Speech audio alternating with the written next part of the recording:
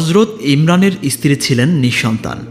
একদিন তিনি দেখেন একটি পাখি তার সন্তানদের আদর করছে।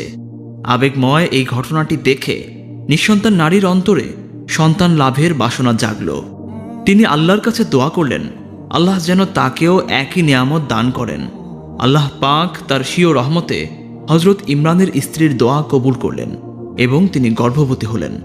তিনি এতে এতটা খুশি হন যে তার রবের প্রতি কৃতজ্ঞতায় প্রতিজ্ঞা করেন যে তার সন্তানকে বাইতুল মুকাদ্দাসের খেদমতে ন্যস্ত করে দিবেন। এই প্রতিজ্ঞা করার মুহূর্তে সে নারী ভাবেননি যে তার ঔরসে ছেলে সন্তান আসবে নাকি মেয়ে। বাইতুল মুকাদ্দাসের খেদমতে তো মেয়ে সন্তানকে নিয়োজিত করা সম্ভব নয়। তারপর যথাসময়ে তার প্রসবের সময় হলো। তিনি যা ভাবেননি তাই হলো, তিনি একটি মেয়ে সন্তান জন্মদান করলেন। এই কন্যা ছিলেন বাহ্যিক এবং আধ্যাত্মিক উভয় সৌন্দর্যে অনন্যা। সেও ছিল তার রবের একজন অনুগত বান্দি। তারপর আল্লাহ তাআলা এই মেয়েকেই সন্তুষ্ট চিত্তে কবুল করে নেন। তার জন্মের কিছু সময় পর তার ঘরে প্রবেশ করলেই দেখা যেত নানান মৌসুমের বাহারি ফল ফলাদি। এই ফলগুলো ছিল আল্লাহর পক্ষ থেকে তার জন্য পাঠানো রিজিক। তিনি যখনই ইচ্ছা করতেন অলৌকিক উপায়ে এগুলো তার ঘরে এসে হাজির হতো। হযরত ইমরানের এই কন্যা আজ পর্যন্ত সারা বিশ্বে আলোচিত। তার ঔরসেই জন্ম নেয় পৃথিবীর সবচেয়ে বিখ্যাত মানুষদের একজন। তিনি ম্যারি বা মারিয়াম সালামুন আলাইহা। এই কুমারী মারিয়াম যার কাছে ইচ্ছা করলেই আল্লাহর রিজিক এসে হাজির হতো। আল্লাহর ইচ্ছায় তিনি গর্ভধারণ করলে তাকে নিয়ে সমাজের নানা কথা উঠল। এত কথার মুখে পড়ে তিনি লোকালয় থেকে দূরে এক জায়গায় আশ্রয় নিলেন। সেখানে তার কাছে খাবার নেই, মাথা গোজার ঠাঁই নেই, অথচ তিনি সন্তান সম্ভবা। অতঃপর মারিয়ামের প্রসব বেদনা উঠল।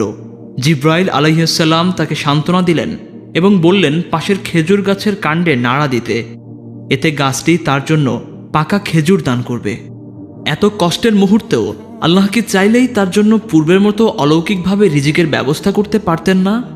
তিনি তো পারতেন তার রূহ জিব্রিলকে দিয়েও খাবার পাঠিয়ে দিতে, কিন্তু তিনি আদেশ করলেন অন্যতম শক্ত একটি গাছের কাণ্ড ধরে নাড়া দিতে, সেই সময়ে যখন মারিয়াম তার জীবনের অন্যতম দুর্বল অবস্থায় আছে।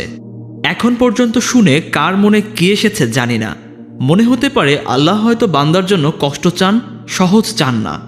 এখন মনে না হলেও এরকম দুঃখের মুহূর্ত আমাদের জীবনে যখন আসে, যখন অসহ্য লাগে আশেপাশের সব কিছু, তখন নিজের অজান্তেই আমরা কেউ কেউ বলে উঠি, আমার সাথেই কেন এরকম হচ্ছে আল্লাহ।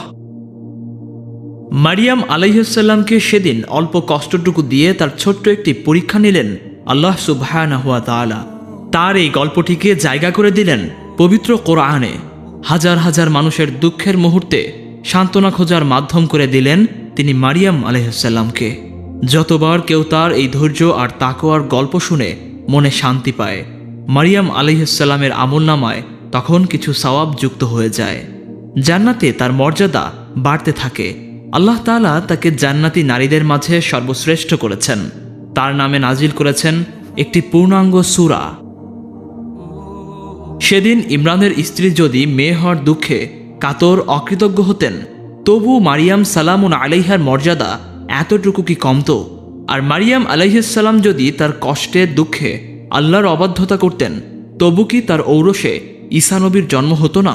আল্লাহর পরিকল্পনা অনুযায়ী সবই হতো, শুধু আল্লাহ তাদের সাময়িক পরীক্ষায় ফেললেন মাত্র। তাও শুধু এজন্যই যে তিনি যেন তাদের মর্যাদা বৃদ্ধি করে দিতে পারেন, সেই দুনিয়ায় যেই দুনিয়ার শুরু আছে কিন্তু শেষ নেই। আমাদের জীবনে সুখের মুহূর্তগুলোর কোনো মূল্য নেই যদি দুঃখগুলোই না থাকে।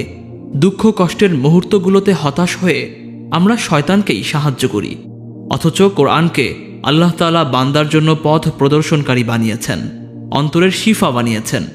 আমরা আল্লাহর থেকে মুখ ফিরিয়ে তারই অবাধ্যতা করে কিভাবে শান্তি কামনা করি? আমরা কি নিজেদের প্রশ্ন করি আমাদের আমলগুলো ঠিকঠাক করা হচ্ছে কিনা? আমাদের দৃষ্টি হেফাজত হচ্ছে কিনা? কানের হেফাজত হচ্ছে তো? অন্তরের গুনাহগুলো দূর করার জন্য কি করছি? আল গফুর আমাদের ক্ষমা করে দিন। আর সবুর আমাদেরকে ধৈর্য ধরার তৌফিক দান করুন। আমিন।